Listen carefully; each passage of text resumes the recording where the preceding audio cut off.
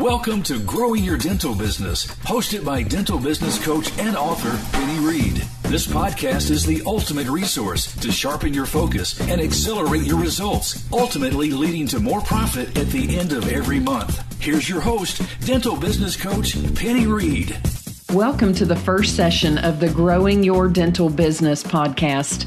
I'm your host, Penny Reed. It doesn't seem that long ago that I began my career in dentistry. Back in 1992, I had been in management with Walmart. My dentist approached me and asked me to come and manage his practice. I was pretty excited. After all, even with my IT job with Walmart and then in the stores, I worked a lot of hours and many of them were in the evenings and on weekends. So I thought, this is awesome. No nights, no weekends, no stress. But dentistry had its own set of stressors.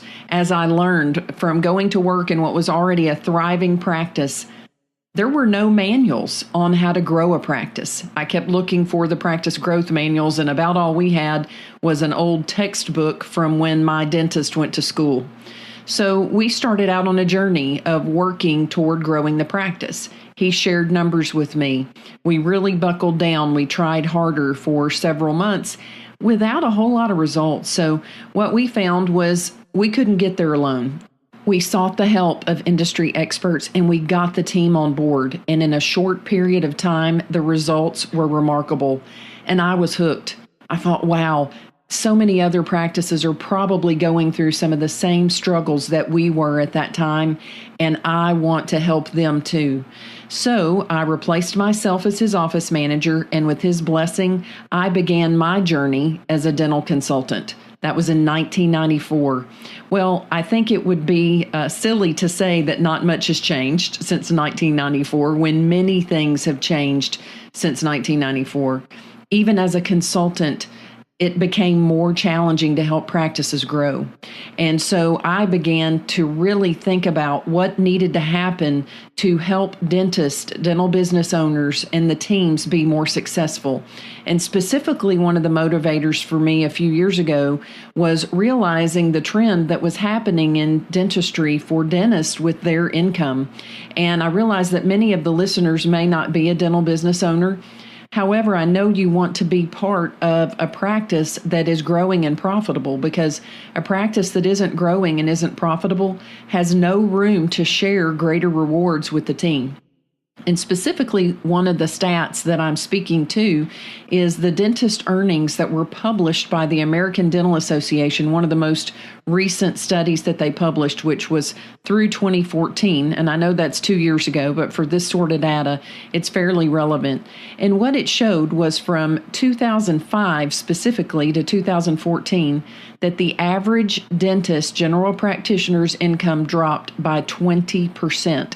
So I'm not talking about practice income, but their take-home pay before taxes. Now, whatever your role may be listening to this podcast, whether you are another consultant or a dental business owner, associate, hygienist, administrator, assistant, fill in the blank, it's not very exciting to think that you would make less for doing the same amount of work than you did years ago. It's pretty disheartening. So here are some of the trends that we've got to get past and adapt to. We are facing more PPO and insurance participation than ever before, making being a fee-for-service practice not impossible, but even more difficult. It can be done, but those practices are more and more rare. There are also more and more dental students who aren't planning to own a practice. Either that or they're delaying that practice ownership. In addition, it's more difficult for them to get loans. We're also finding more dental business owners, whether it's one location or multiple locations, looking for those new graduates. The competition there is pretty intense. Also, patients are having to pay more out of pocket for dentistry than ever before, and that's not a trend that will likely stop. So we've really got to work on helping patients create their want for great dentistry. We also have more competition from not only corporate dentistry, but also the small business that might have several locations. So we've got to be at the top of our game when it comes to managing our dental business. It was interesting, several months back, I bumped into a previous client, And he said, you know what? It's kind of funny that we bumped into one another because one of my action items was to contact you. And so we wound up scheduling a coffee and visiting with him and his business partner and office manager. And their primary objective in talking with me was, can you help us get reimbursed more from our PPO? And well, like any consultant or person in the line of work of what I do, you always want to be able to tell people, yes, you can help them with that. And what I had to say was, while I wish I could tell you that I could help with that, the competition with the PPOs, it's decreased. It used to be that the insurance companies were willing to bend over backwards to get you to participate with their plans. Now they have more plan providers. So not to say that there isn't a little bit of wiggle room in there for negotiation, but it's supply and demand. If they have more providers in their area than what they need, there's going to be little room for negotiation. So, as we talked and the conversation continued, as you can imagine, and maybe you've been in this place before too, it's very frustrating not to be compensated what you're used to being compensated. It's different if you're starting out in practice and you never knew what it was like to get that full fee in the first place. It's just, you don't have that feeling of frustration. So I shared with them, it sort of hit me an epiphany that it's a little bit like the Serenity Prayer. If you've ever heard that or read that, grant me the serenity to accept the things I cannot change. Well, I inserted in dental business the courage and the knowledge to change the things in my practice that I can, and the wisdom to know the difference. And that is really the essence behind this podcast, as well as a book that I recently published called Growing Your Dental Business. It doesn't focus on the things that we have no control over. It focuses on how to grow our practice in a measurable way without breaking the bank, without having to, unless we seek out that help and support, which no one truly achieves greatness alone, right? You need your team to help you achieve those goals. You need industry experts, whether it's in technology, practice management, investments, to truly help you be successful. Just like a professional athlete, when you think about those teams, they don't need a coach to tell them how to play. They have tons of experience, but it's that perspective, not being in the playing field to allow others to see what's going on in your practice and really help you. So many of the areas that we'll cover will fall under these categories. One is when I'm asked what really sets a practice apart, it really starts with the culture of the practice. And what I mean by that, in my mind, the definition of culture is it's the personality of the business. And it's really set, the tone is set by the owners, which are usually the dentist in most states. Their vision, their expectations, and also their ongoing coaching of the team. An annual employee review doesn't necessarily give your team member a clear picture of what it is that they should or shouldn't be doing. Now, I do believe in those greatly, but giving that ongoing coaching is huge. Also, team selection and training. If you have somebody that is not capable of doing a job or position that you have, or maybe if they don't have a great attitude, often that I will share with my clients, I wish attitude was something that I had the ability to change, because if so, I would have a talk show and probably would be conducting their conference call while lying on a beach somewhere in a beach chair under an umbrella with a drink that I'm sipping on out of a coconut with one of those little straws and an umbrella. We can only control our own attitude. So selecting people that are willing to do whatever it takes and think positively is huge. And then also the team code of conduct, how the team agrees to work together and hold each other accountable in a kind way. When you think about championship teams, they do their best and they also expect the best of others. Also, when we're deciding where we need to start to grow our practice, the numbers will really tell us that. And I'm going to go into some specific areas of practice growth that really make a difference in your practice. But we have to know our numbers, not only our overhead, also our dollar value per chair. And in future sessions, we will talk about how to calculate that. And these numbers have to be measured and shared consistently. And the easiest rule of thumb is you should share as many statistics as you are comfortable with your team. They likely, if you're a dental business owner, think that you make more money than you already do, and they may not realize the pressure that you're under. And really, when we think about it, it's not just the business of dentistry that's faced a lot of pressure in the last decade, let's say since 2007.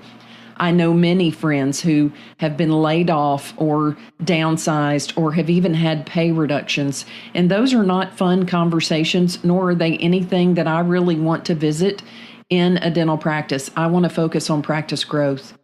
So there are really 5 key areas in growing your dental business.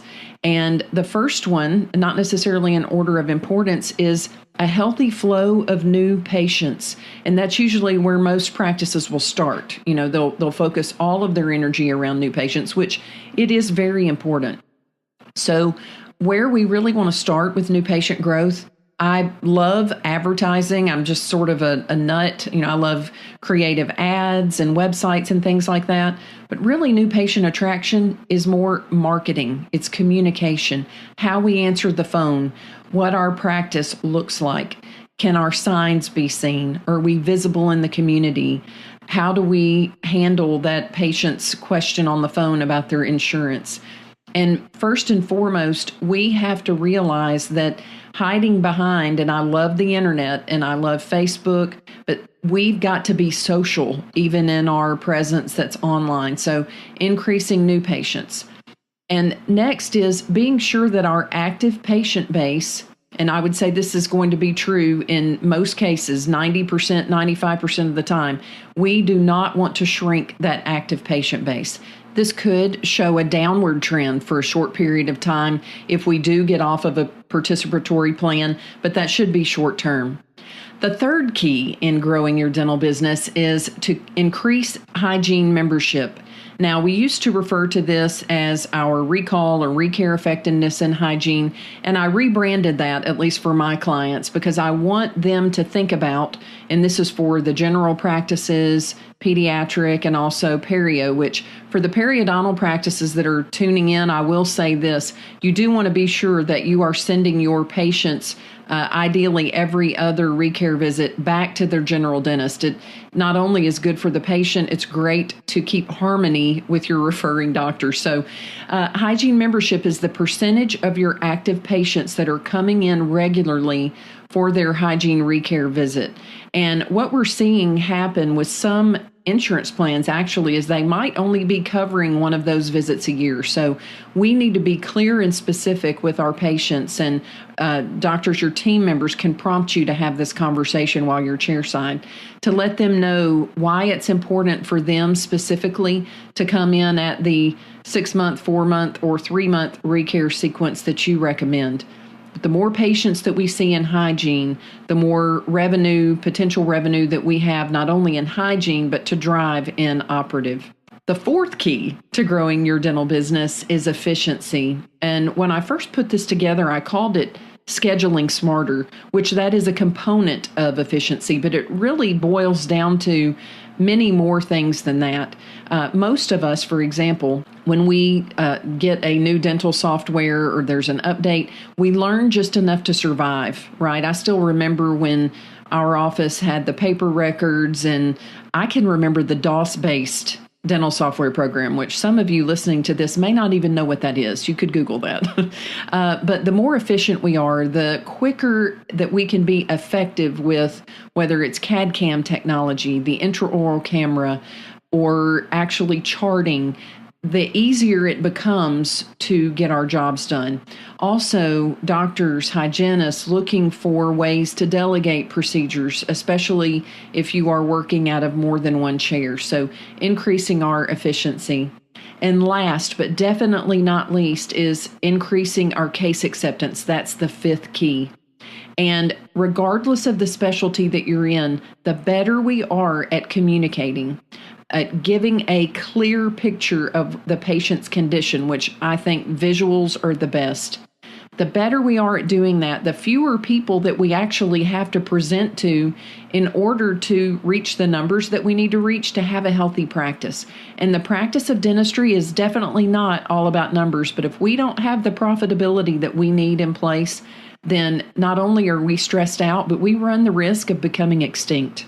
So going back to these 5 keys to grow your dental business, one of the things that I discovered in running the numbers and really putting this message together is if in the areas of the first 4 keys that I mentioned, new patient growth, increasing active patients, growing our hygiene department membership, increasing efficiency, which could be scheduling smarter for that example. If we increase each of those areas by 10% in our specific practice, and then case acceptance, if we're able to get 1 more out of 20 yeses, okay, 5%. If we do all of those things, and you can run the numbers in your practice with this, it doesn't matter if you have a practice that is producing $700,000 a year, $1 million, $4 million, $10 million, the math still works. So 10% in each area and then 5% in case acceptance, you will grow your practice by 25%. And so truly the message of this podcast series will be to show you exactly how to do that and to bring in not only industry experts, but new methods to help you accomplish that in your practice. And really one of the things that I want to leave you with in this introductory session is to think about what you believe is possible when it comes to growing a practice. Often our limitations reside between our ears. They're in our mind. Maybe we think it's not possible to be profitable. It's not possible to achieve the levels that we need to in our practice to really be able to grow, to give our team raises or bonuses, for us to be able to make a great income, set money aside for retirement, and remember that dream that we had when we first came into practice. So until next time, make it a great one. Thanks for listening to Growing Your Dental Business podcast. For more information, transcripts, and resources, please visit us at growingyourdentalbusiness.com.